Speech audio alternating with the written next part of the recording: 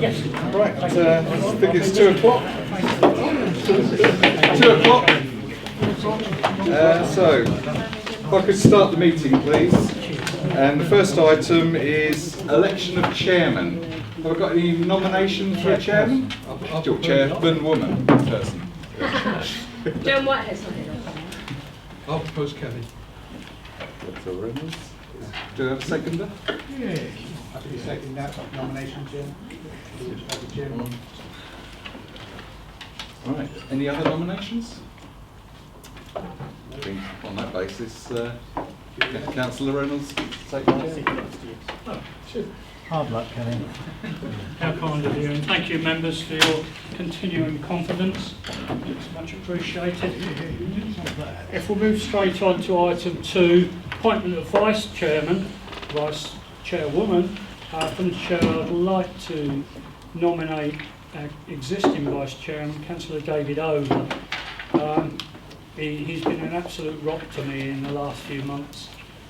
During my illness and attending meetings in my stead, and I can thoroughly recommend him as your vice chairman. Do I have a seconder? All right, thank you. Thank you. Are there any other nominations? Councillor Over, the vice chairman. Thank you, Chairman. Thank you, members, for your confidence. Apologies for absence. Apologies for absence I've received from Councillor Bywater. I use this opportunity to welcome Barbara. Thank you. You're most welcome. I know you'll enjoy your time on the Fire Authority. I did before. Yeah, no, it's very friendly. We do have some difficult items to deal with, and wherever possible, we'll try to keep it non-political. Occasionally, it slips in, particularly at election time, but it's still a very. And Councillor Giles, I was just about to welcome you back after your illness as well. Well, I missed any meetings, don't think. Yeah. Well, I've still got it. I can see that, but you're here. Yeah, and you're yeah, looking. No, I just want to say I'm going to have to leave early because I'm. You just slip out when you have to. Yeah. Okay. And I'm pleased to see you. Thank you. If we can now move on to the next items, which is minutes of the Fire Authority meeting held on the 7th of February. Is there any questions with regard to the accuracy? Are you happy that I saw him as a true record? Okay, we'll do that. Just one point, Chairman. Yeah, please, fire away. On page 9, it refers to the appendix, which is not part of the pack. I've spoken to Rod, and it might be a slight oversight. Sorry, if it's appendix 1 of the report, sorry, I didn't realise that. If it's referring to in the report, that is all right, yeah. Sorry, I thought it was, you were saying it was an appendix to the minutes. Does that make sense? Well, I've got the minutes of the last meeting, which refers to an appendix. That appendix doesn't appear within that minute package within the staff. It doesn't, it refers to the report that has an appendix. Yes. Yeah. It's if it's page 9, members allowance scheme, is it? No, that's all right, just that. Yeah, sorry. I have now signed them. Sorry. We will move Just on. my reading of it. It was paced last night. Chairman's announcements.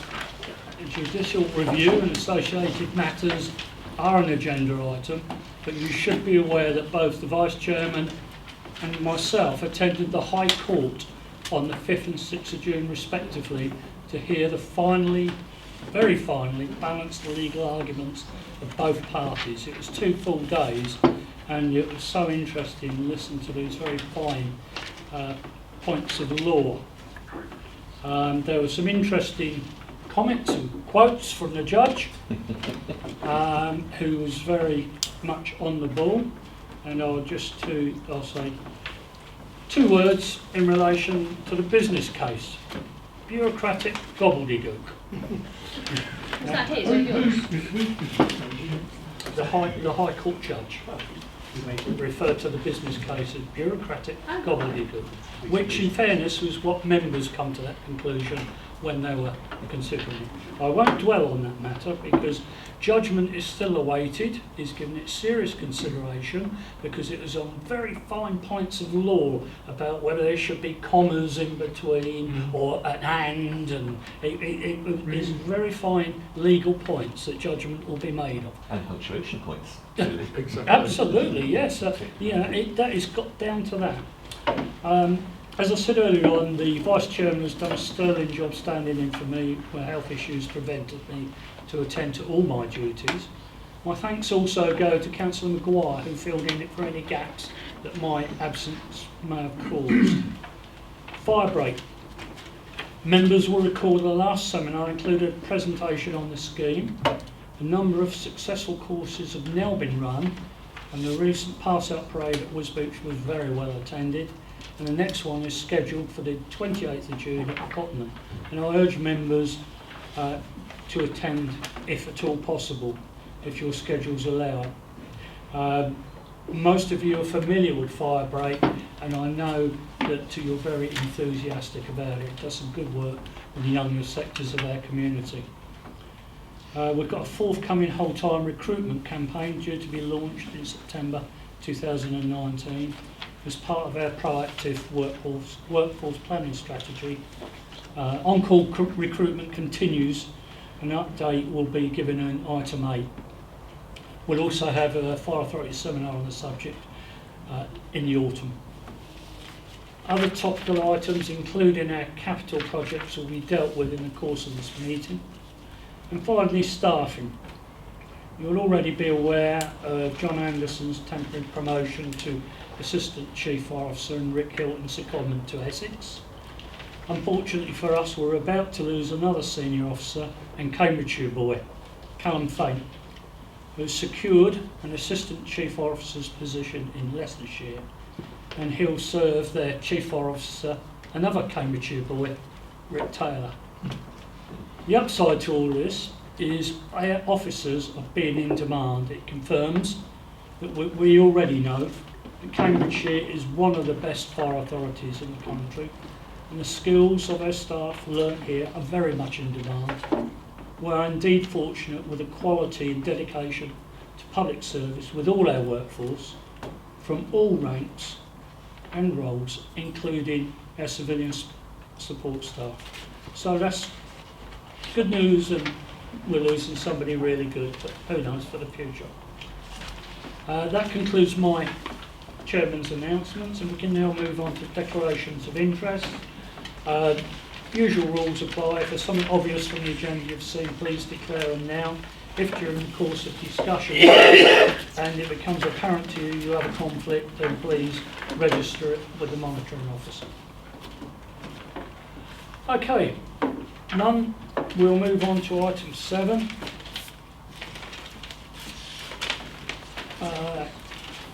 Confirmation of future collaboration planning, oral report from the Police and Crime Commissioner.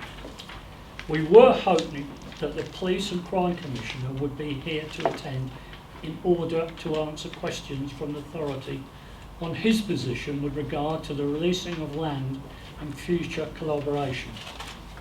However, I received a letter expressing his apologies, and in fairness, the notification he received could have been more timely.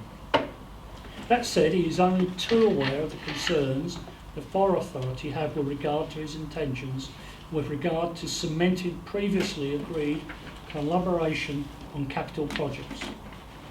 This is with respect to the assurances he gave to the previous Fire Authority, and in particular with regard to Monks Wood, where we have committed significant resources by way of time and money in moving the project up to the starting line. Planning permission is in place. We're ready to press the button. So we're not in a position to ask detailed questions to the Police and Crime Commission on his intentions. If you wish to raise any points at this stage, then please do so. But at the end of this item, I would suggest, you might have other ideas, that we call a further Fire Authority meeting, again inviting the PCC with at least 4 weeks' notice, If he fails to make his intentions clear, then we'll have to seriously move on to Plan B, which we can discuss further in item 16, Plan B in an alternative site. Councillor Hartford.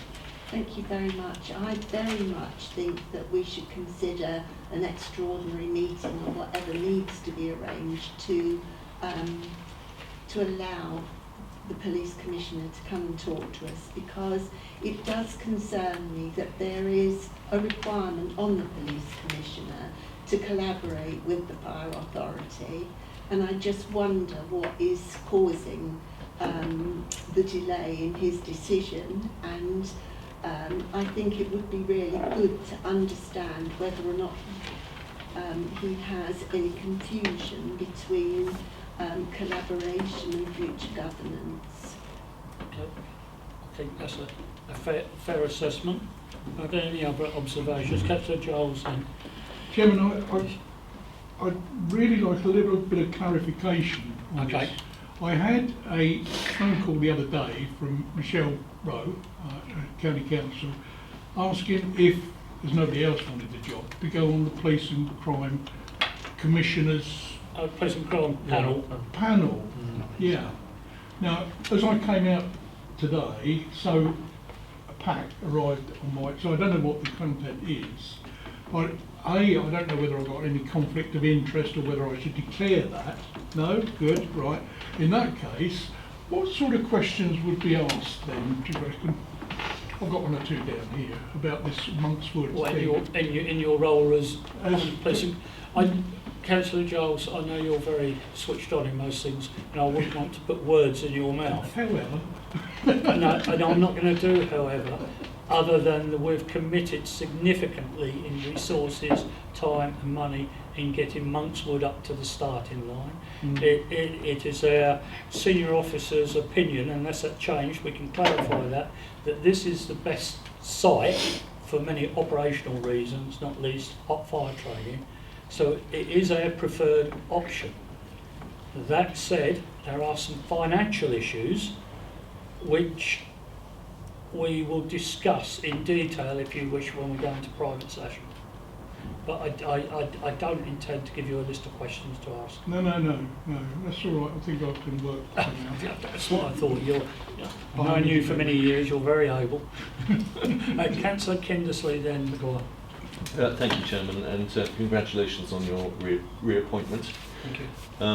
I don't think I share Councillor Harford's confusion about what the Police and Crime Commissioner is up to. I think it's only too blatantly obvious. And if he wants to take his ball away and play by himself in the corner, then so be it. But I would highlight one point, which is that it's all very well us making all the running, trying to persuade him to come along to meetings, trying to persuade him to work together, trying to persuade, and so on. But actually, he does have, an obligation, and one would have thought it would be useful and constructive for him to proactively be approaching us to say where he is, what he's doing, and what his plans are. And it does not augur well, does it, for the future, whatever happens, his current position. Well, thank you for those comments, and while you may say that, I couldn't possibly comment on some of that, but regardless of governance arrangements, the need for a training centre and hot fire training doesn't go away, No. Whoever's running the service. No. We've got the capital, we've got the plans, we need to get on with it. So it is hindering us operationally. Putting that to one side, we have been proactive far as we can as a fire authority, and I accept your comments that perhaps the PCC could perhaps be a bit more proactive than he is. That said, I'll try and put a bit of balance on this. Being the Police and Crime Commissioner is a big job, and trying to keep our police force running effectively may well be taking more of his attention than he originally thought. I don't know, I'm just trying to think of a logical reason why he's not engaging with us. Well, one I don't might, wish to be too cruel. one might then comment that we should do whatever we can to ensure we don't add to his burden. Yeah. Councillor Maguire. Chairman, I just wanted to help Councillor Giles with your permission, because when he made reference to this phone call he had, followed by a package he's received, it is not the PCC's panel, right? And that is important. It's not answerable to the PCC, it's the other way around. In fact, it is a panel set up of members of the two upper tier authorities, and you effectively scrutinise, and you have the power of veto over certain matters on the panel. I just wanted to clarify that in case he thinks it's not the PCC's panel.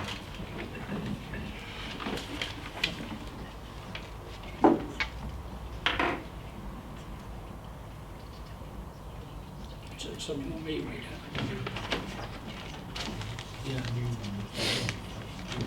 Yeah. In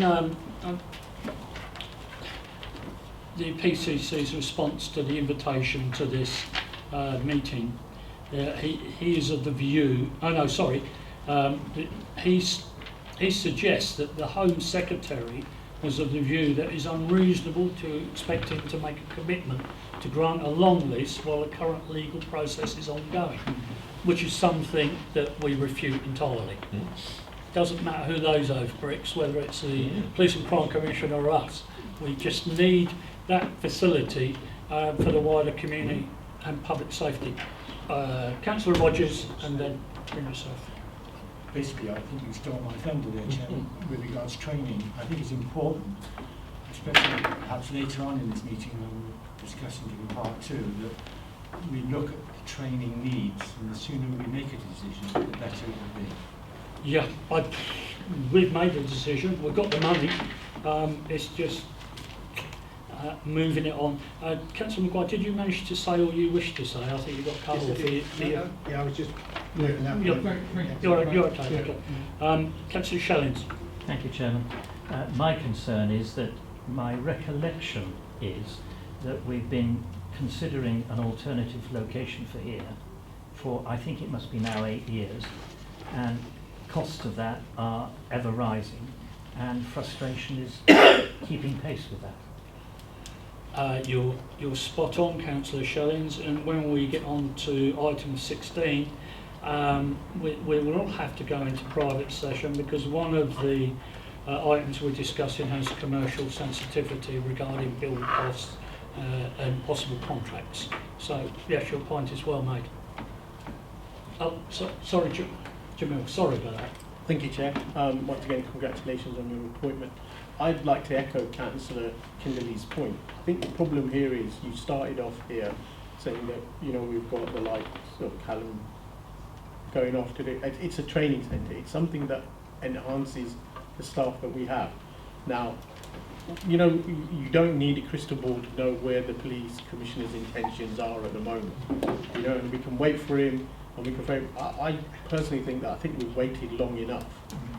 Whether we win the judicial review or not, we're still going to need a centre, and the money is there. I just think that, you know, where the wait for him, and I think I'd like to see us proceeding as soon as possible, and then if we lose the judicial review, then, you know, it's still there and it's action, and the money's already been allocated. Normally, the problem is that money's not there, whereas we're not in that situation, and I'd like to see us move as fast as possible to get this up and running. I understand your sentiments, and when we get on to item 16, it'll be perfectly in order for you to put a motion along those lines, because I'm sure you'll have support from many members. And with regard to the capital resource we've got available at the moment, that's not going to be there forever. Councillor Scott. Yes, Chair, I won't add my congratulations because everybody else has done so. So I won't take up time doing Thank you for your kind words. But I think on this point we do need to adumbrate very clearly in the minutes precisely how the service is being hindered operationally. Those were your words, and I think we should set out very clearly in the minutes which ways it's hindering us operationally, because it seems to me it's important to minute that so that it's absolutely clear. I'm sure it will be minuted as part of the discussion we're having there. Can I ask senior officers, have I overstated it by saying that our operational abilities are being hindered by the lack of a fully functioning training centre? Sorry if I put you on the shop. No, that's fine. There, but that's what's coming from the floor. Certainly, as members will know, we don't have bespoke facilities for training. So we have 3 old AFS bays at our Huntingdon Fire Station site that have been adapted over the years to accommodate as best we can our training requirements. They aren't as good as they could be, and it would be very helpful if we could actually move into new facilities. We can't do hot fire training on that site either, which is a big issue for us because we do need to put all of our firefighters through hot fire training on a regular basis. So at the moment we have overcome some of our difficulties by entering into an agreement with Northamptonshire. We will be doing hot fire training there. So we have an alternative, but it's not an ideal alternative. It would be highly useful if we could move into a new training centre as soon as we can. Although I would say this has been now running for some time. We've been having this discussion about the current opportunities, either St John's or Monkswood, and that's been going on since 2016. So it's been going on for a long time. So from my perspective, I think we just need to get it resolved as soon as possible. We're doing our utmost as a fire authority to comply with the law regarding collaboration. I can't see much more that we can do, to be perfectly honest, but I wish to make sure that all the I's are dotted and the T's are crossed before we go in a different direction. So it's been suggested that we call another fire authority meeting in 4 to 5 weeks' time, inviting the Police and Crime Commissioner, and we'll issue the invite immediately, so he's got a good lead-in time, to discuss his ideas about future collaboration planning. Is that something you'd all agree to? Chairman, may I make a further suggestion? Yeah, please. That is that we ask the Police and Crime Commissioner to suggest the times and dates. We might not get the answer we would expect. I think we will get an answer of no, I can't come, unless we give him... Okay, I understand. Give some more flexibility. Yeah, it was a very diplomatic way of putting it. Within a reasonable timescale. Councillor Shillings, I forgot that you had another point to make. Thank you, Chairman. Whilst I don't think I need to make a special declaration each time because it's in my declarations of interest, from the point of view of transparency, I am a member of the Police and Crime panel. Okay. So people should know. You'll be able to swap notes with Councillor Giles and point them in the right direction. I can't move a super tanker, Chairman. Are you happy, Rob, that you've got the context of this discussion and you're fine? Another question, Chair. Oh, sorry. Yeah, Councillor Scott. I just want to follow up by asking this. If the Commissioner doesn't come, shouldn't we actually anticipate that so that we decide what we do in his absence? Because Absolutely. we may be sitting here again at a meeting, he hasn't responded, and we're now saying, well, we've got to do something. So don't we have to work out what we're going to do? I share your frustrations, and as I alluded to previously, we've got to be able to demonstrate that we've taken all reasonable measures to try and resolve this, and I think we're being very reasonable in the circumstances. But yes, I understand the point you're making, it's very valid. And yes, let's go in. Well, I think, yeah, we have been reasonable. Sorry, could you speak up, please? Sorry. Yeah. I'd like to invite the Police Crime Commissioner to demonstrate, as much as he appreciates training for the police, he appreciates that training for the fire service is as important, if not more important. Yeah. And so let's invite him, if he comes to speak to us, to have a way of moving forward with us. Gotcha. Absolutely. Absolutely. We'll record that. And I omitted to welcome you back to this committee after your long illness. I'm sorry it went straight through my head. It's great to see you back here. You bring a wealth of experience with the Fire Authority, and I'm sure we're all pleased to see that you're looking well. And I'm pleased to be working with all of you. Okay, so we'll move on if we may. Number 8, on-call crew update, and that'll be John Anderson. Thank you, Chairman. Good afternoon, members. The purpose of this report is to update the Fire Authority on recent progress made to improve the on-call service, and also to discuss the next steps we intend to make. We would ask you to note the progress made and associated next steps. I'm sure that all of you are well aware of the problems we experience around recruitment and retention of our on-call staff. This is not an issue that is restricted to Cambridgeshire. This is a national problem that we, as the fire sector, are all struggling with. However, I'd like to talk to you about the progress we've made to date and then discuss what we're looking to do next. Recent progress, we've done a lot of work and a lot of analysis to work out how best to use the on-call resources we have, although they may be diminishing. This has led to identification of our 9 strategic on-call stations. These are the stations which we know contribute the most to our response model, and if kept available will ensure that we're able to meet the response times we have set out in our integrated risk management plan. There's a list of the stations within the paper. Since identifying, we have prioritised maintenance of availability on these stations. We use recent developments such as the roaming appliances and also our on-call strategic reserve to try and keep these stations available as much as possible. We also prioritise our recruitment activities on these stations, although I will reassure you that we do recruit at all of our on-call stations. So the next steps really around what we're going to do with our non-strategic stations, the other stations. How do we make them viable and try to maintain them as a good public asset going forward? So we have some ideas about that, and what we're looking to do next is to explore those ideas and to discuss it with our staff and their representatives.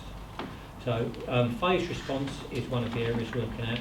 This is where if firefighters are not available to respond within 5 minutes, we ask them if within an hour could you make yourself available. This is something we already do in terms of in-spate conditions. We try to get some more appliances available for reliefs and for make-ups. And what we do is we ring round and ask people if they're available to come into work. The proposal here, and what we're looking to trial in the summer, is we would ask them in advance of if they're available for an hour, they let us know. So therefore, if we get the spate conditions, and if we are particularly busy, we know who to ring up and we know who's available rather than wasting time ringing people who may not even be in the country. Moving on to alternative appliance and crewing models, we've recently bought 3 alternative appliances which we've trialled at our busiest stations. We've now we're in the process of moving these to our quieter stations with lower risk, which are struggling with crewing.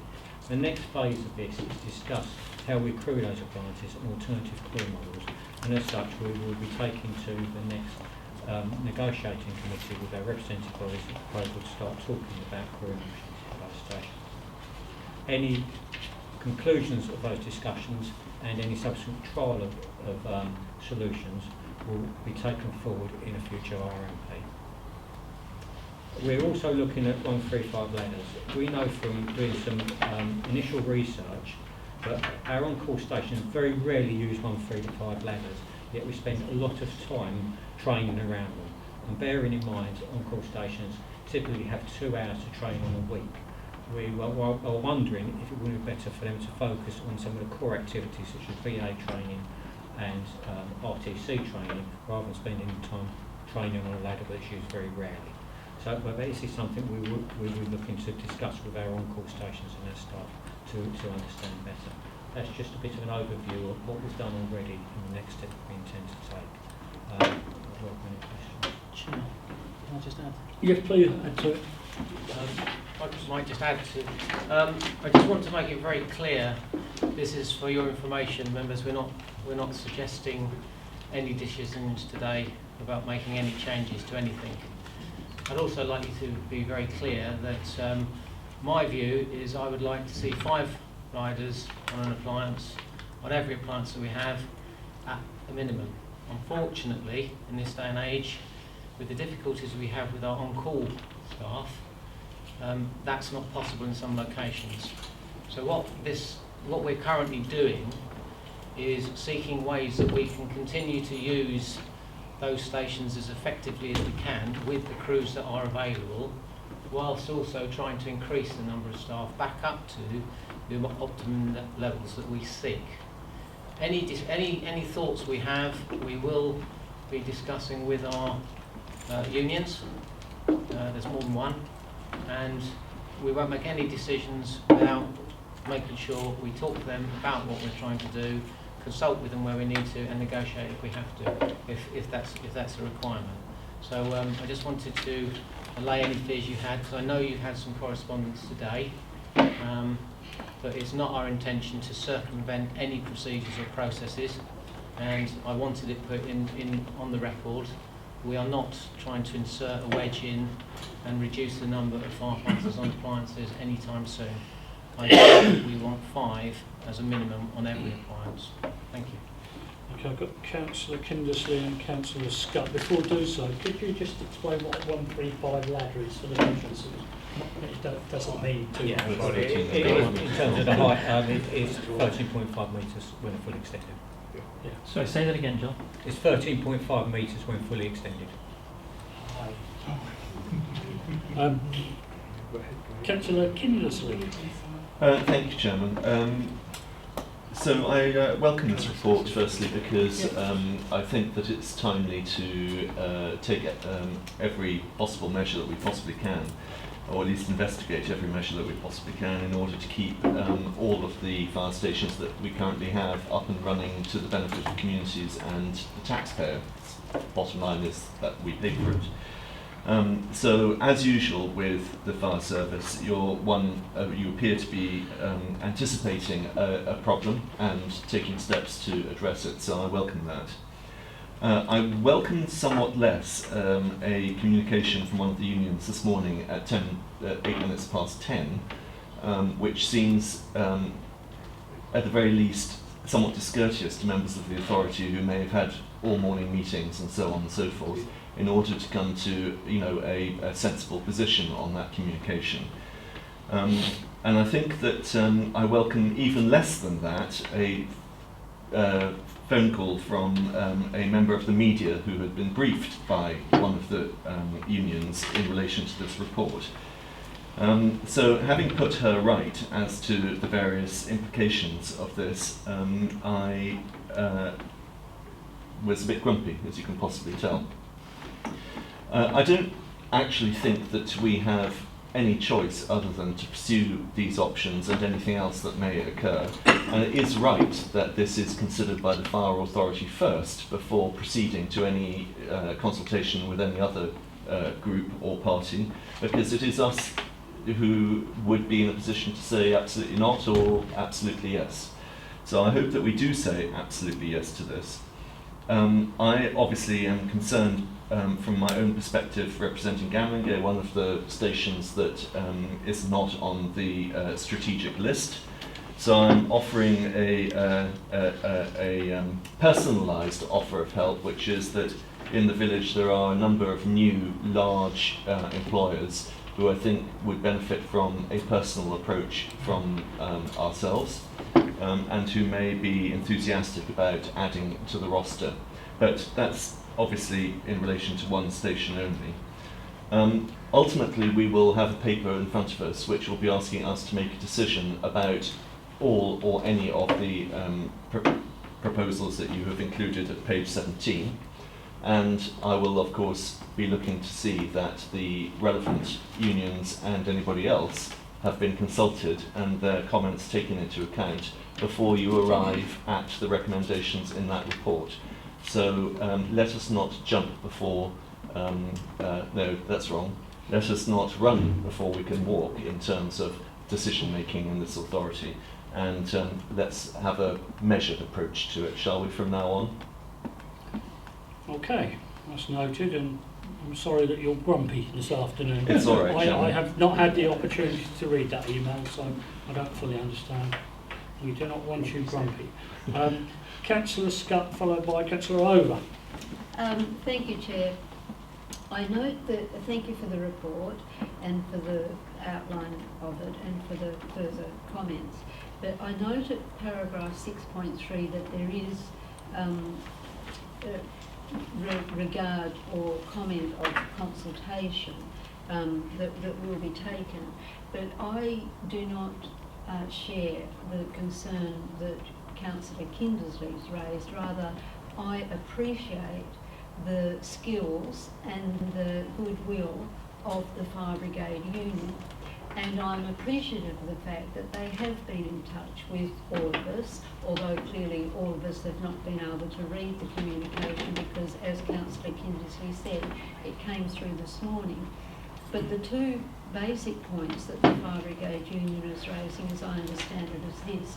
One, that they're concerned that they have not been consulted in the drawing up of this paper, and two, they're concerned about the safety issues that are consequent in relation to this report, and it's the safety issues regarding the public and the firefighters.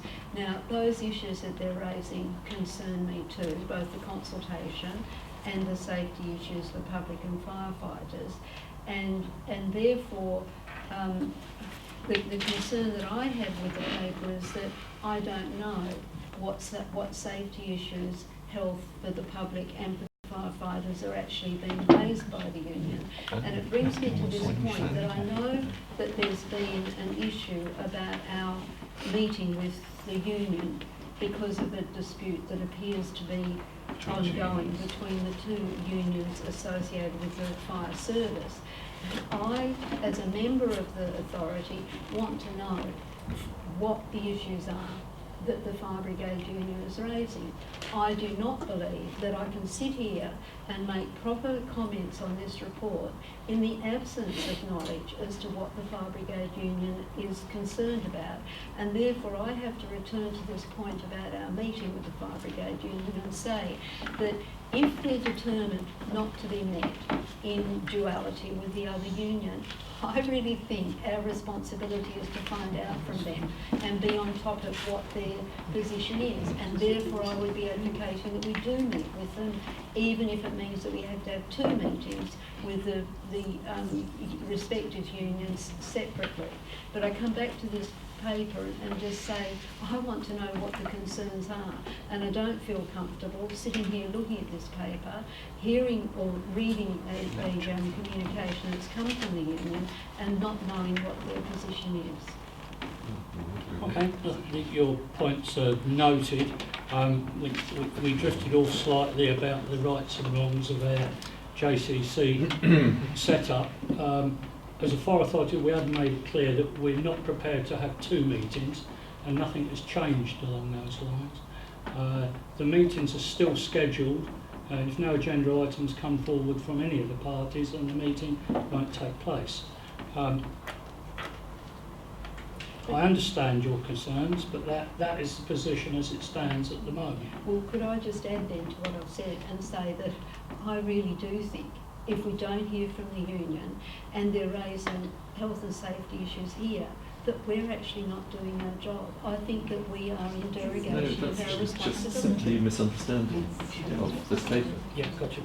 Okay, we can discuss that further. Councillor Over, then Councillor Shellings. Thank you, Chair. Has there been any consideration about not just going for one of these responses, but actually combining them? For instance, the phased response using on-call firefighters would be to put them into the second tranche of the smaller fire appliances going in, and then removal of the 13.5 metre ladders in some situations where just the smaller appliances are used, or is it one of these and nothing else? Yeah, combination. No, it's a combination. Combination. They achieve different things. The phase response is not intended for our initial response to an incident, whereas the alternative appliances are. And the 135 ladders are not actually on the smaller appliances anyway. These are three separate things, but with the on-call, there's no really one solution to the challenges we face. It's going to be about a package of measures which we will need to use to ensure it's viable going forward, and we need to consider as many different strands as we can. Supplementary, please. Just to carry on that with regards to phased response, is there an advantage of holding the trial in summer, or does summer hold a number of problems, in particular summer holidays? Really, that's why we want to test it in the summer, because that's the time it will be truly tested, and generally that's the time when we use it the most. Certainly last year we were calling people in a lot when they weren't available for a 5 minutes response, and this is building on that work we did last summer and we're learning from that. Thank you. Councillor Shellings and Councillor Harton. Thank you very much. 2 points, Chairman, if I may. Firstly, I'm, unlike Councillor Scott, I'm perfectly happy with this, because it seems to me that we're not being asked to make decisions other than to look at, shall we make decisions? So we're not making a decision today. Progress. Secondly, I'm slightly concerned about the list under 5.1 of the principal station, on-call resources and so on, because I don't see any relation there between the size of the local population, and which I would reckon would be adding. I would see some correlation between the population at risk and the number of fires, and then I just don't see it there. And you know, Huntingdon, St Neots, Cambridge and Peterborough, I don't see them listed there. But perhaps it's based on a misconception on my part. Is there a response to that? Absolutely. It's about a strategic view of availability across the county, and what RRH have done, as well as their own performance teams, is they've looked at where the incidents have occurred, what areas, what combination of stations provide the best response there. And some of that will be around geographic, some of it will be around population centres. For example, it will also be around this relationship to a whole-time station, which we know are always available. So if, for example, St Ives are really close to Huntingdon, and so that negates the importance of St Ives, for example. Right. So we've actually just asked RH to rerun the model again to check that we've got these right, and we've got the results back from them, which confirm that they are still the current stations. I think I missed a critical point, Chairman, that the whole time stations are not included. We keep those available 24/7. Silly me. Easily done. Can I just, please? Yep. If I could just add. So, I mean, what John's saying in a nutshell is we're a strategic authority. So, March's fire station happens to be March, it's not March's fire station. So, what ARH do for us is they look at all the calls we've had over the last 5 years, and then they project into the future where we're likely to have them based on that. And then they look at the appliances that we've got around our service, and then from that they can work out what our attendance times will be. So that these are the on-call stations that we really do need to try and keep available, so we can keep that attendance time to as low as possibly we can. That's why we have strategic, non-strategic stations. So the non-strategic stations, in effect, don't have a huge impact either way on our strategic response standards. Of course, if you were to remove one from a village, or it was no longer available, it would impact in that small area, but not necessary from a holistic position. Don't tell my neighbour that. Well, I mean, I wouldn't mind putting on record actually that Gamlingay is an interesting station, because actually they're very, very good station. Since I've been in Cambridgeshire, they are one of our most reliable. I'm not saying they're the most, but they are consistently up there. And they are a very flexible station and put themselves out to be available. So whilst they're not strategic, I would still say that they're an important station for us. Yes, if not the most important. Well, I wouldn't necessarily go that far, but I would say that the thing about Gamlingay is they maintain a crew, and they can turn that crew out with enough riders for them to be able to carry out rescues, fire, whatever, with in complete safety. And I do take the point, and it raises to the point that Councillor Scott's been talking about. The concern, I guess, from the unions and from my perspective is the less firefighters you have in compliance, the more you have to think about the safety of the crews, because there are some things that you do that require more people to be as safe as they probably can. that doesn't mean you can't have less people, but you have to be mindful of that, and you have to be mindful about what risk you expose those staff to. So ideally, you don't have 3 people on an appliance, but the question we face now, or have done for some time as an authority, is are we happy to not turn an appliance out with 3 and wait for the next appliance to come and then not provide a level of service to any level of service, or do we want to turn appliances out with less people on the mat times when we have to, with strict understanding about what they can and can't do, so they can have an impact at that level? It's a really tricky question, and absolutely we need to talk to our staff groups about this and make sure the decision we come to, we can all understand how we've got there, and we have systems in place that are as safe as they can be for our staff. We don't want to arbitrarily just reduce the number of people on the fire appliance. I think my personal view that is not a good thing to do. But we have to face the situation we are in. We have to try and do something differently, because we can't put fire on an appliance all the time. Well, thank you for such positive remarks regarding Gamlingay Fire Station. It's made the local member smile, and he is no longer grumpy. So we can move on. Councillor Harford, followed by Councillor Giles. Thank you, Chairman. I'm sorry that Councillor Scott is upset about what seems to be the sequence of events here, because for me, when I read this report, it was a demonstration of good proactive governance that we were starting to think about these changes. But such is my respect for the unions that when I got that email this morning, I went back and reread the report to check for myself that I hadn't misunderstood and that we weren't making a decision about this today. So I do hope that we'll be able to get the unions together. I'm a bit concerned that they don't seem to want to sit in the same room from what I've heard, but which seems incredibly odd. But anyway, I'm sure we'll resolve that, and that we'll be able to benefit from their experience and skills in looking at these proposals. The other thing I wanted to ask, if I may quickly, is that is it something that the service would perhaps like members of the authority to do, to talk to large employers within villages with which they're familiar, in order to replicate somewhat what Councillor Kindersley suggested? It would be really helpful, actually. We do go around talking to employers, but any extra help you could provide, that would be really welcome.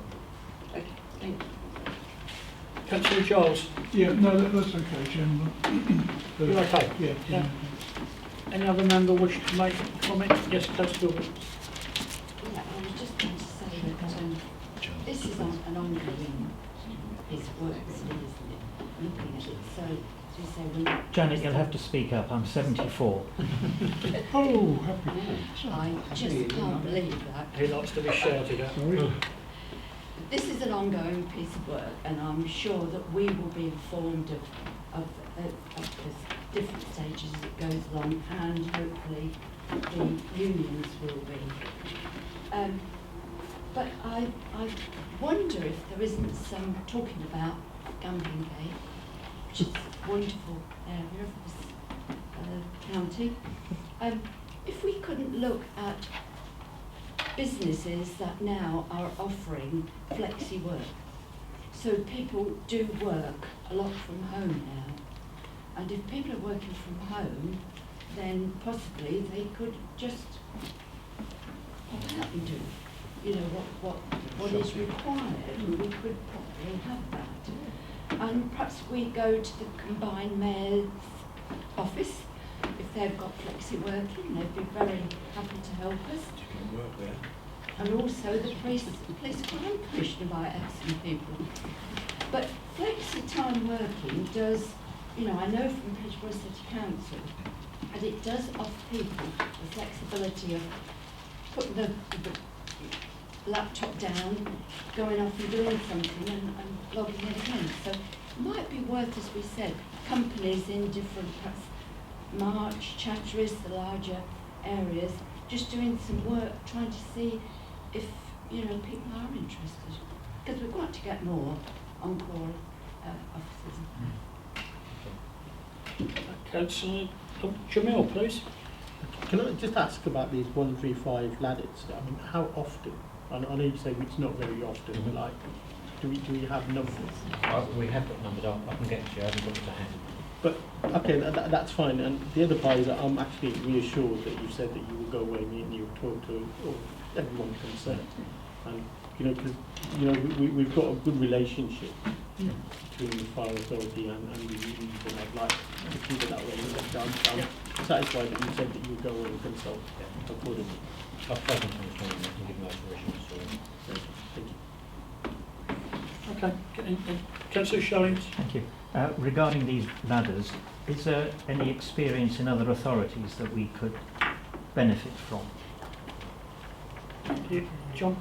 Yeah, there certainly is not. Certainly, some of our surrounding services don't have 135 ladders on all their appliances. Certainly, the service I've worked in before coming here, only probably a small percentage of them had the 135 ladders. A lot of the other appliances didn't have them. It never caused us a problem back then. But we've certainly, as part of this work, talk to other services and look at their experiences from it, as well as the impact it would have on them. I think that would be helpful in the report when it comes to this eventually. Good. I'd just make one. I mean, the thing about the 13.5 metre ladder is absolutely a long time ago in this service there weren't 13.5 metre ladders on every appliance. It was probably done more for business reasons, i.e. it's easier to have all the appliances having the same ladders on the back. And I think you're probably there, Kevin. I remember. So, and that's replicated across. I mean, my old service was exactly the same. The thing that probably wasn't thought through at the time is in 2 hours a week, when you've got a fire engine full of kit and you need to train on that, having something that weighs 113 kilos and also goes 13 and a half metres high that you very, very rarely use, and we're talking like less than once a year, well, probably not even that. The amount of time and effort you need to spend training on that, is that proportional to the number of times you're likely to use it? And on the face of it, the answer to that is probably not. If you then include on top of that the annual servicing cost, the cost of the equipment in the first place, etc., you then start wondering why you've got 13.5 metre ladders on every appliance. And that's the challenge for us. I think it's always been that way, but I think where we are now, and this is really for non-strategic stations where we're unlikely to have enough crews on the appliance to actually put the ladder up anyway, because it needs 4 people. It sort of makes sense to question whether we need them. And that's where we are now. We haven't come to a definitive conclusion, but on the faces you think, I can't really work out why we have these. Let's have that conversation. And of course we'll have it with our staff. We'll have it with our unions if we need to have it with the unions. And it's not, I don't want to exclude them. I'm more happy to have the conversation. And then we'll bring it back to you if we think there's a runner. There's the report, Chairman. Okay. You happy? Right, members, you're asked to note the progress made, no decisions made. We've had a good airing of it. Thank you. We'll move on. Item number 9, Matthew. Thank you, Chairman. So, presented in front of you is the draft annual government statement for 2019. It effectively sets out, as we have to on an annual basis, how we have effectively governed the organisation, what control measures we put in place, and we also, as part of that process, have to effectively do a review of the effectiveness, which is informed by both our external and internal auditors, and we come up with a number of areas that we feel that we need to concentrate on for the next financial year, and they're on page 25 of your pack. So there's 5 points that we outlined there, and we've spoken about these already, some of them anyway. Certainly the property portfolio collaboration opportunities, so we said we're going to need to continue to focus on those, along with obviously any outcome that we may have from the judicial review, either way. And then it's around preparing for the next cycle of the comprehensive spending review, which I suppose at the moment we're not sure how many years that spending review will cover. I think we can anticipate we're going to be 1 at the moment. And then there's a couple that effectively, certainly the next point around MyQuest. That's a system that we use for recording all of our assets.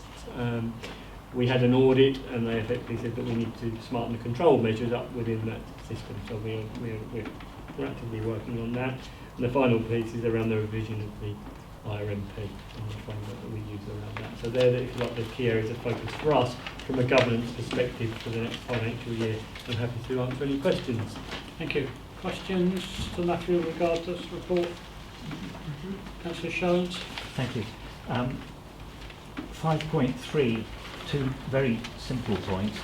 I would have thought that high quality services are delivered efficiently and effectively as ought to be number one in the list. That's the most important.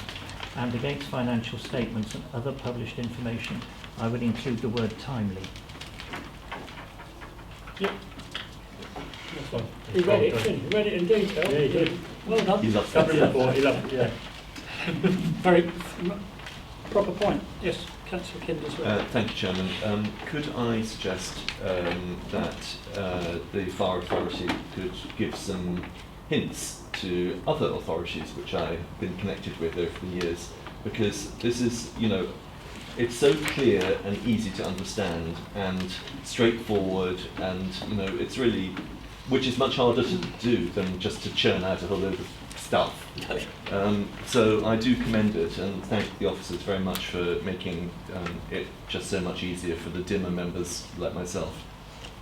Thank you for those kind comments. As a matter of course, we're always happy to share best practice with any other authority who comes along. Sometimes when you get complicated reports, not here I hasten to add, but in other places, they're complicated for a reason. And you know what that reason is.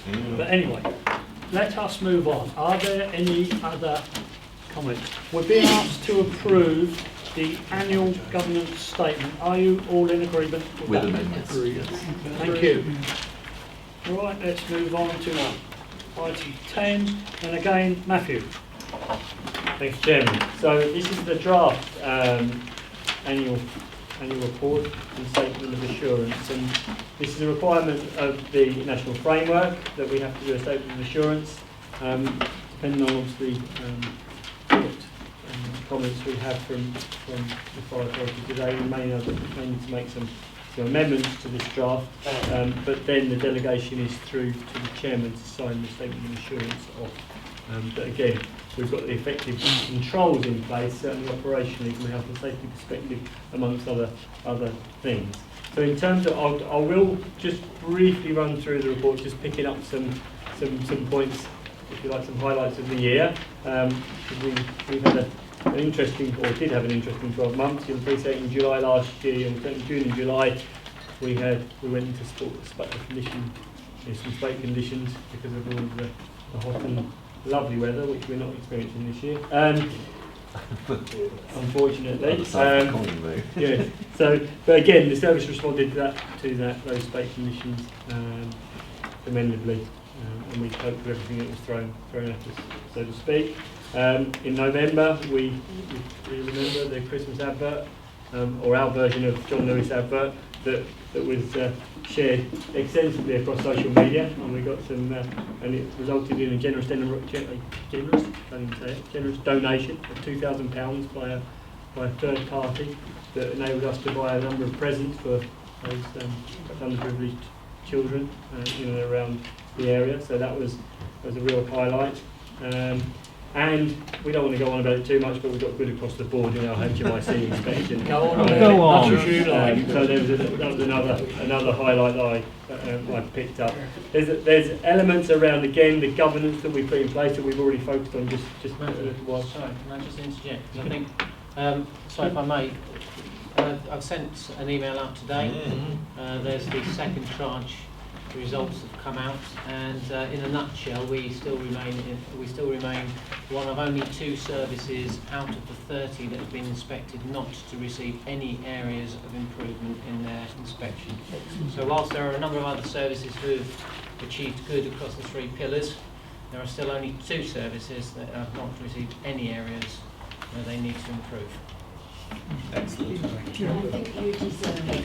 Well, I don't think it's us, Councillor. It's a real team effort. It's our truth. It's the whole service. Members, support staff, and staff of all ranks. It's just Councillor Giles. Yeah, on that very point, Chairman, I was very, very disappointed to hear the news this morning where I think it was Northampton were and Norfolk were and I thought Cambridgeshire, nothing was mentioned about Cambridgeshire. And I think we should either complain to the BBC or I think it's on the BBC. Yeah. You know, That's old news now. I'm not. It's old news, yeah. I'm not good news. entirely sure how much notice BBC take of external influences or comments. So I think the news release today was concentrating on tranche 2 and we're tranche 1. I know we're not complacent and I certainly know our senior staff are not complacent. We've got to keep it up. Change is an everyday part of life now, particularly in public services. So we're not resting on our laurels, we're pushing forward. Yes, Councillor Sebastian. Thank you, Chairman. Last year, you'll recall the point I made about this report was that it was such good reading. What a shame a lot more people didn't get the opportunity to read it. And I know that Comms then did quite a lot of work, and I look forward to them doing even more on this year's report, because apart from anything else, it is actually quite an easy read.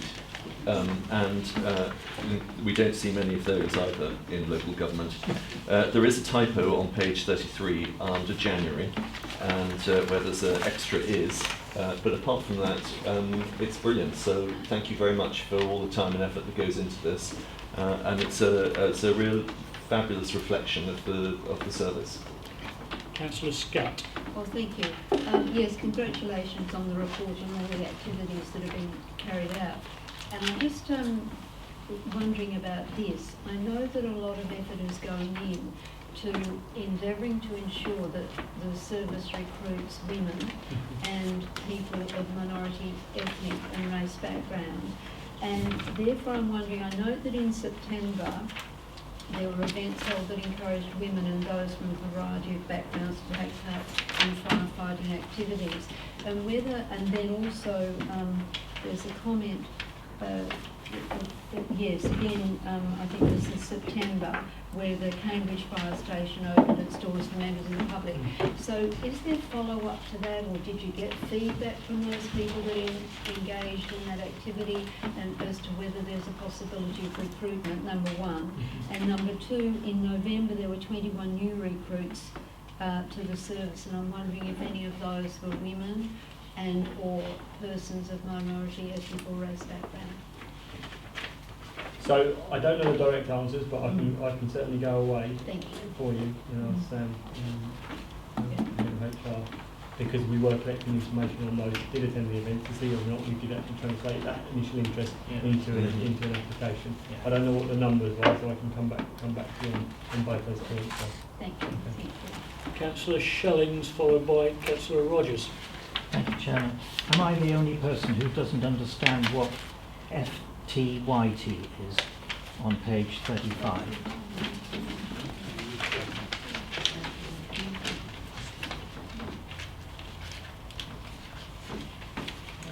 Facebook, Twitter, YouTube,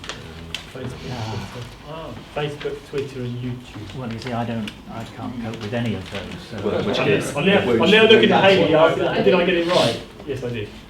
SM. Don't you do SM? That's social media. Secondly, Chairman, I think there is a decision to be made about what stance we want to take about being perfect or being on the way or being not very good. And clearly we don't fall into the last category. But what I don't see in here is response times. And I think that's an area of difficulty and challenge for us. And if we included that, that would take away from the everything is wonderful, we're doing frightfully well. It's a question of what we want to do about that, what pose we want to put. Would you like to respond to that, Matthew?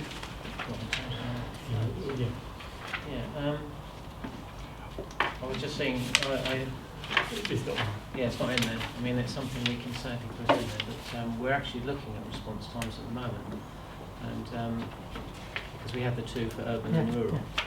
and looking at the evidence base behind that. So our new IRMP, which will be we're actively looking at now, is going to consider the whole issue of our attendance standards. But that doesn't mean to say we're going to rip it all up and throw it in the bin, because the public quite likes to know that. But we're looking to properly align the meaning of urban and rural to our attendance standards, because at the moment we probably couldn't do that. We use it's almost, our urban is centred around whole time stations and our rural is centred around on-call stations. But if you look at the actual true definition of urban and rural, that doesn't correspond. There are a number of on-call stations, such as Chatterish, that are in urban areas, as is March. So we're doing the work now to properly realign it so we can then provide a good evidence base to the standards that we are setting. So yes, I take the point. I mean, we can talk about whether we should put that into our... I think it would be helpful, if yeah, I may, Chairman, I because... I suppose my only comment would be we are achieving our attendance standards pretty much anyway. That's fine. It's just that from the point of view of the public, that's what they want to know about. Some of the more esoteric issues that we concern ourselves with. Yeah, absolutely. Yeah, fair point.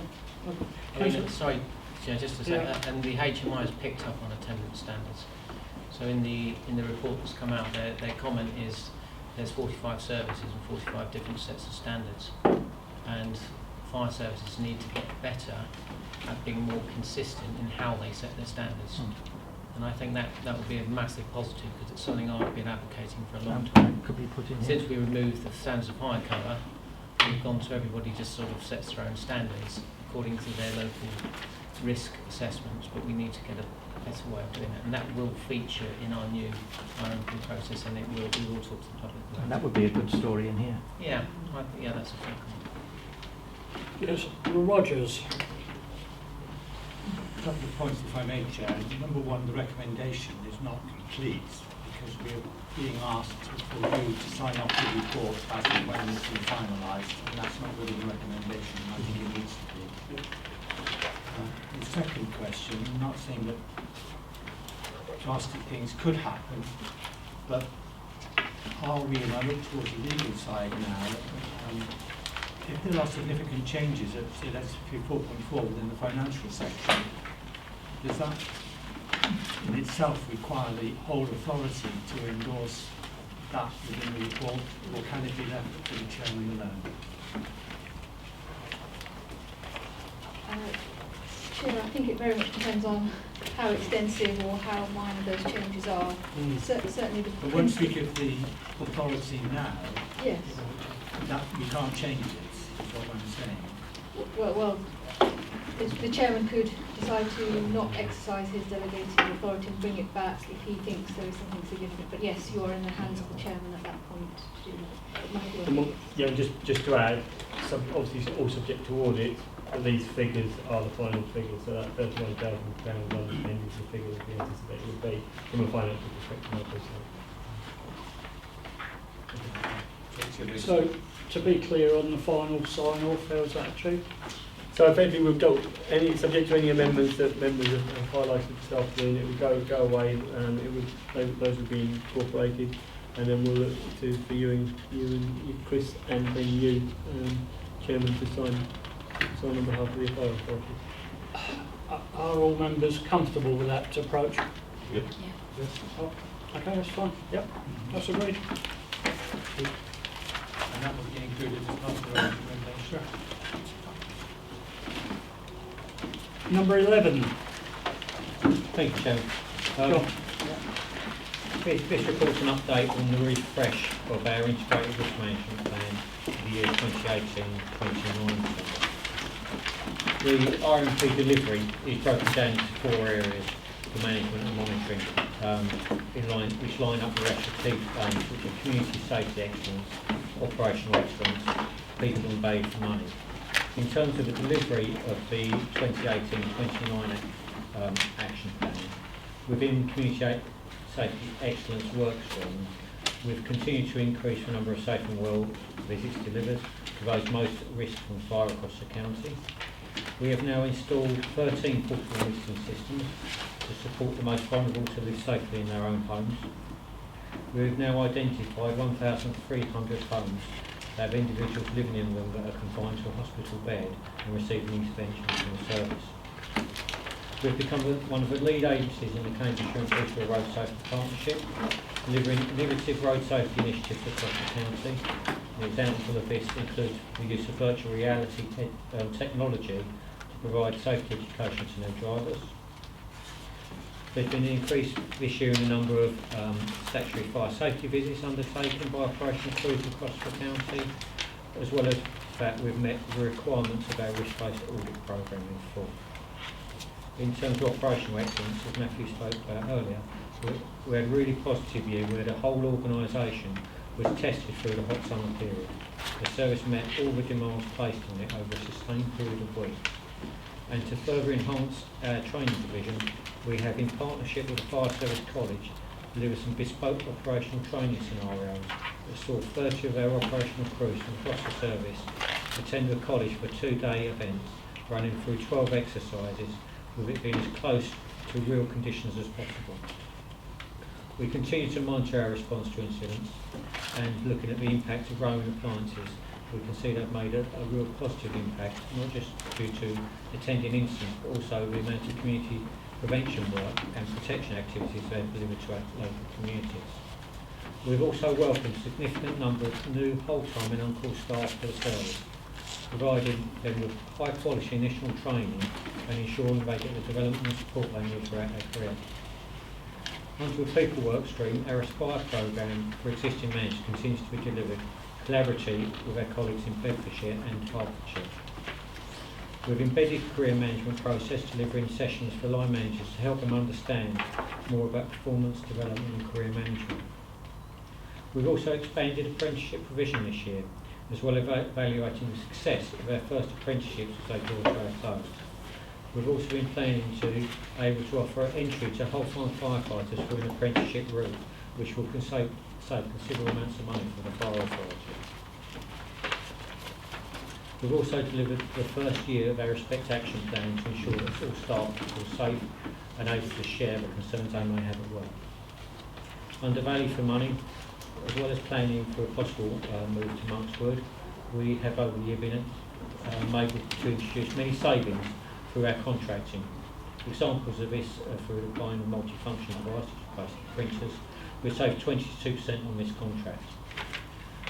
Changes to command training and saved £10,000. The STEP delivery team have been concentrating on migrating our business process to new cloud technology infrastructure that has improved our functionality and reduced running costs. In terms of performance against the targets we set for 2018-19, the average attendance for first pump in rural areas is at 8 minutes 44 seconds, which is well within our target of 9 minutes. Within rural areas, there's been an improvement, however we're still slightly outside of our 12-minute standard at 12 minutes 8 seconds. We've also had an increase in the number of incidents we attend with 18 minutes. We're now closer to a standard of 95%. We're currently at 94.8% of incidents attended. In terms of primary fires, we have had a decrease in the number of primary fires where we're doing most of our work in prevention activities. However, secondary fires have increased. That's mainly due to the summer weather and spate conditions and lots of outdoor fires. Unfortunately, we've had 2 fire fatalities this year.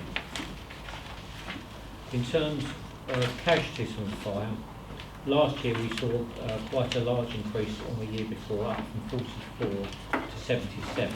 However, looking at a 5-year period, we can see that last year was a particularly good year for us and was not really comparable to the years that went before. The year to date is slightly up on the 5-year average. However, some of that is down to people being injured in bonfires during the hot weather with outdoor fires, and also we've had a number of people injured in prison fires, which have pushed the numbers up. The number of those killed and seriously injured in road collisions has increased by 27 compared to the previous year. However, it should be noted that this is only up to February because we rely on other agencies to provide us with that data.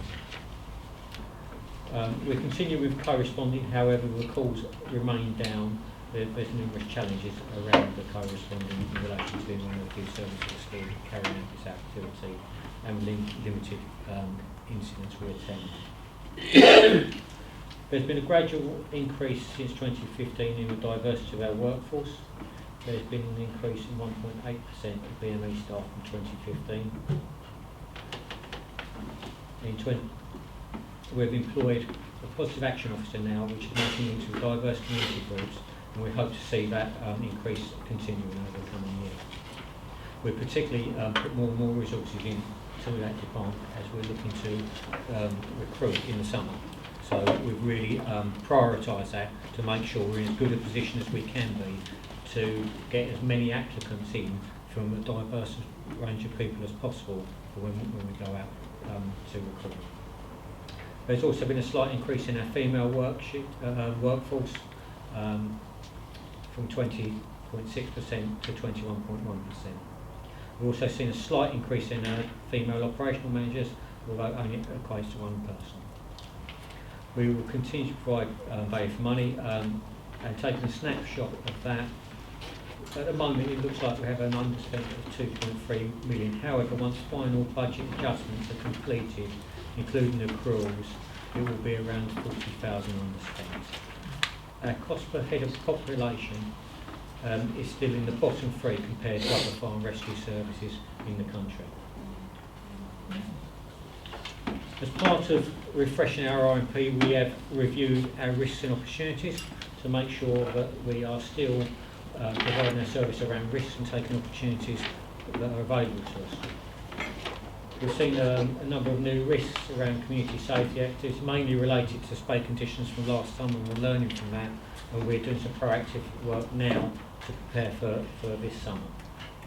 With regards to operational excellence, due to the mitigation we've put in place basically around training, we feel the risk to on-call competence has decreased. There has been some movement in risk relating to people with increasing issues around workforce planning and the turnover of our workforce. There's been little movement in the risks relating to value for money, and the review of community risk has shown no significant changes. In terms of new delivery items for 2019-2020, we will continue to expand the delivery of safe and well visits for high-risk premises by starting to utilise our on-call crews to deliver some of those visits. We'll also continue to expand the fire break courses that was discussed earlier. In terms of operational excellence, we will continue to train and develop our operational staff in line with service needs. We're looking to develop further exercises and increase the number of training scenarios we run down at the Fire Service College. And we're also looking to, we're in the process of purchasing 2 new aerial appliances to replace our aging multi-stars. We are hoping to sign off this month agreement with the Fire Brigades Union around a new day crew shift system, which will hopefully provide more flexibility for how we use our appliances at our 5-day day crew stations. In terms of our people work stream, in 4 broad areas, we're looking to focus our work around positive action, as discussed earlier, career management, run another full employee engagement survey, and also deliver the next year of our Respect Action Plan.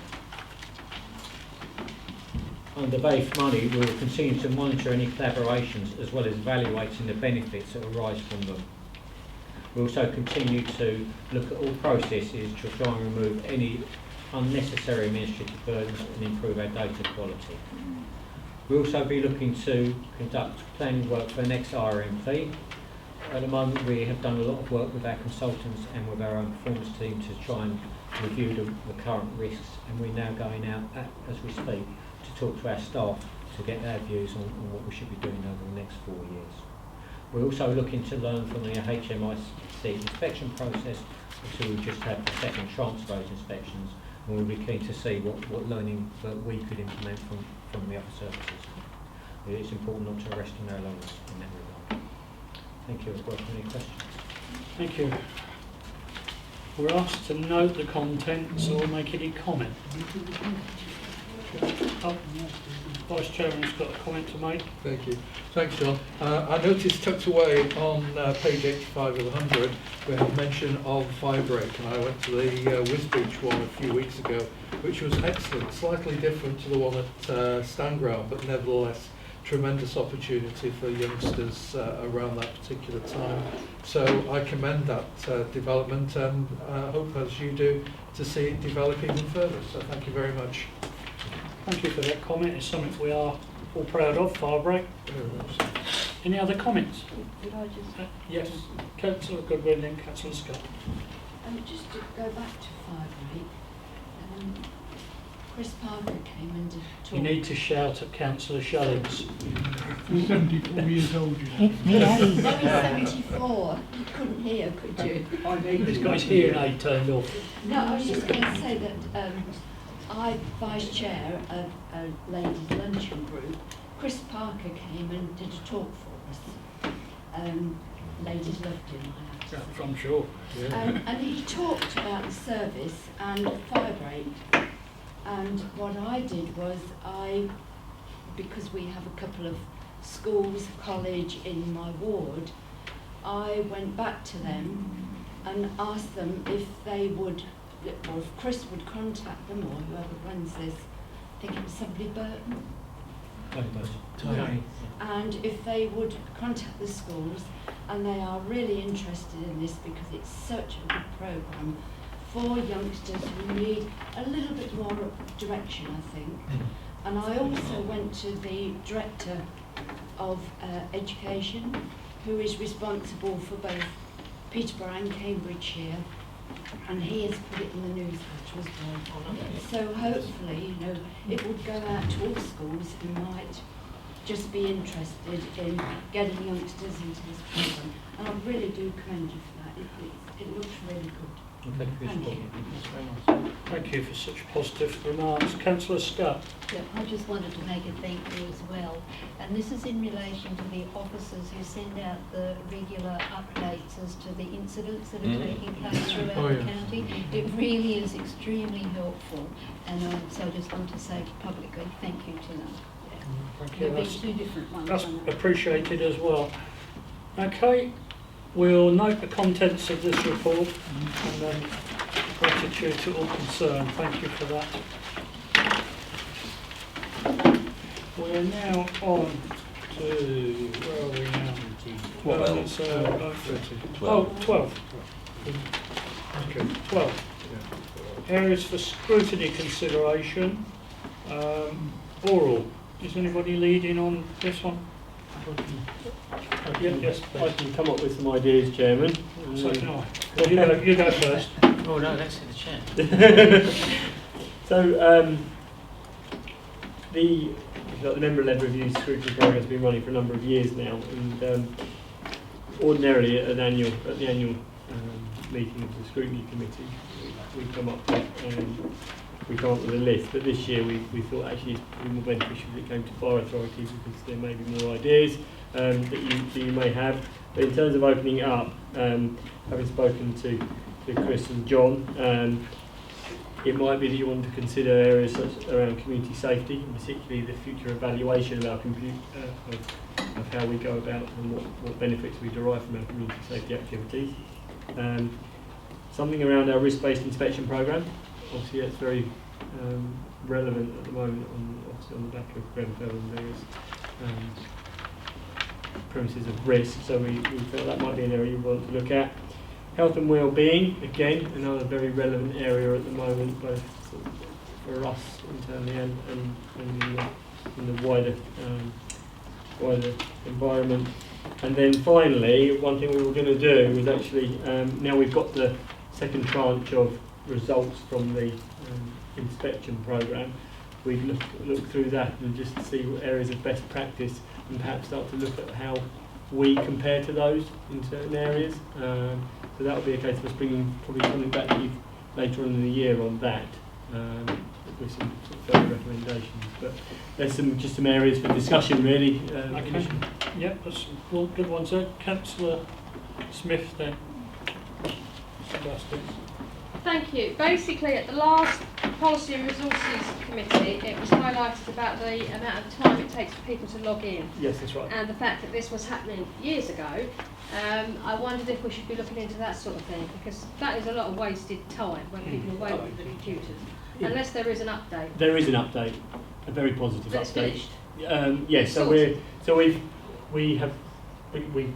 I promised that we'd be rolling it out imminently. We've rolled it out to over 300 users already, and can I say all the performance problems have gone.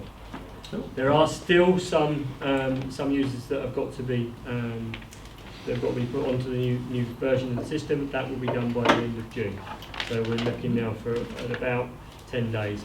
And alongside that, so actually, not only have we put them onto the new system, which is So there's very no good. sort of hanging about? No, 1 minute it takes now to log in.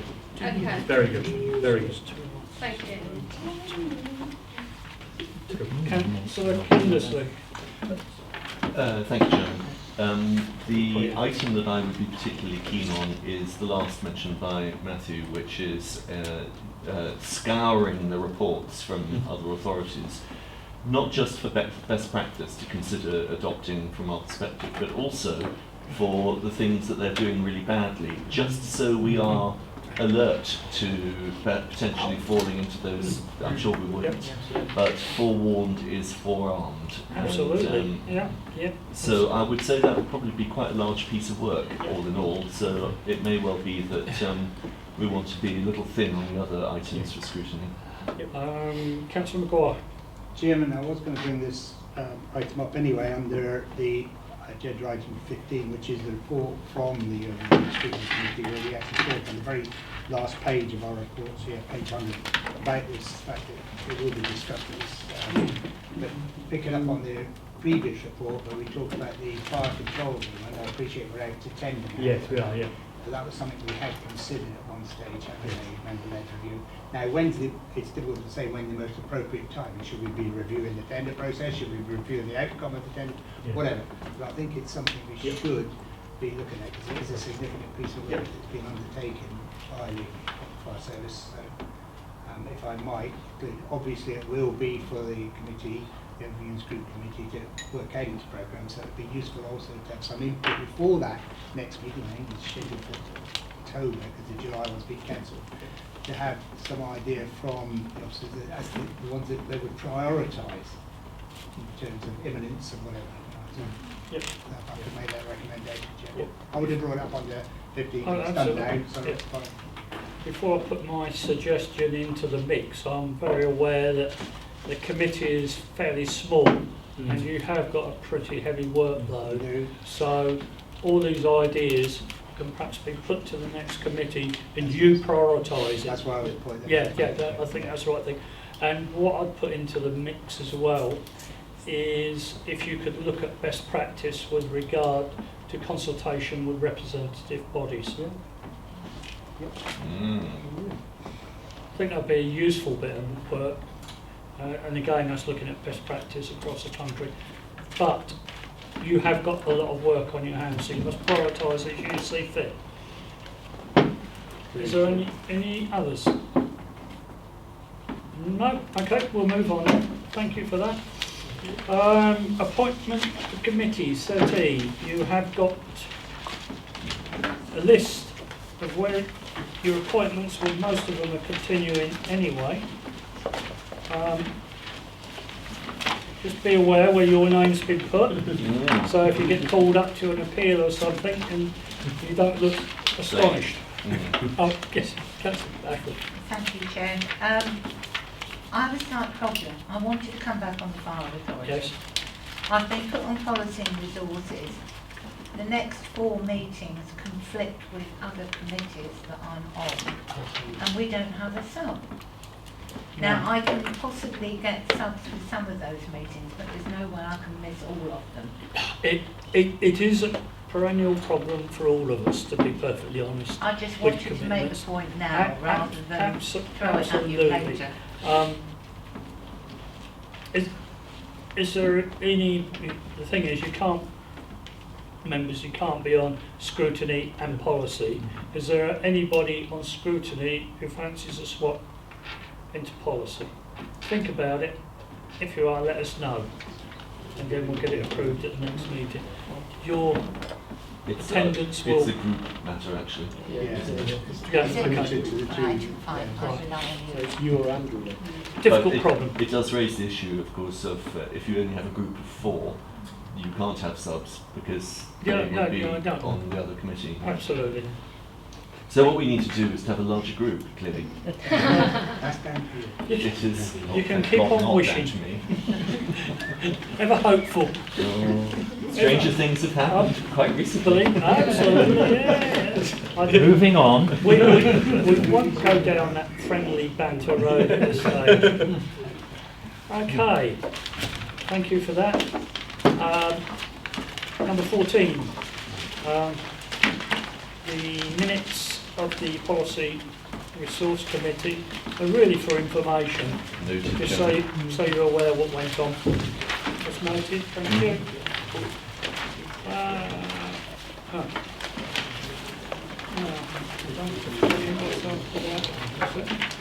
Yeah, the policy and resources overview, they're all noted. Okie dokie. We'll go on to item 16 then. And as you're probably aware, normally I try to avoid moving meetings into private session. However, under item 16 we have 2 items which in my view and on the advice of the monitoring officer should be discussed in private session. The first one has commercial sensitivity, as we'll be discussing moving on to Plan B with regard to Monkswood. Although this is just a public announcement, I'm not actually doing any details. As soon as we go into part 2, the camera will be switched off. So, in the absence, moving on to Plan B with regard to Monkswood, in the absence of any firm commitment from the PCC. And the second item is with regard to the JR process, and it is legally privileged. Having said all of that, I will now to resolve that the press and public... Sorry, Chairman, just before you move Okay. to resolving anything. My agenda, and maybe I've missed an update, only refers to the oral report of the monitoring officer in relation to the judicial review process. It doesn't mention anything about Monkswood at all. So I was a little bit confused earlier on when we were talking about it going to be talked about in closed session. Because we're very happy to be corrected. No, But I think it does say, and 17, the judicial review process. as it's not been agendaed, I'm not sure that we're entitled to talk about it even in closed session. I'll take advice on that. Yeah. Chairman, the as you say, the agenda item is the JR and associated matters. There are matters that arise as part of that judicial review discussion which may involve discussion of commercially sensitive matters. Perhaps we ought to put them as 2 separate items, but I actually think it is one item. Okay. And if one touches on the other, then it does, but that has been properly agenda-ited. I think we can touch on those matters rather than looking at commercial matters. There is a clear association, but I thank you for bringing that omission to our attention. It is really one item, but I've split it up into 2 in my mind because it's easier to discuss in that manner. But as ever, your attention for detail is very much appreciated. Right, let me just read this out. So we're to resolve that the press and public be excluded from the meeting on the grounds that the agenda contains exempt information under paragraph 3 of part 1 schedule 12A Local Government Act 1972 as amended, and it would not be in the public interest for this information to be disclosed, and any information relating to any individual and information relating to the financial or business affairs of any particular person, including an authority. I so move. Do you agree? Agree. Agree. Can I ask now that we formally move into private session, thank members of the public and staff who are not concerned with this, their attendance. There are some reports we need from some of our senior staff to give us a background for discussion.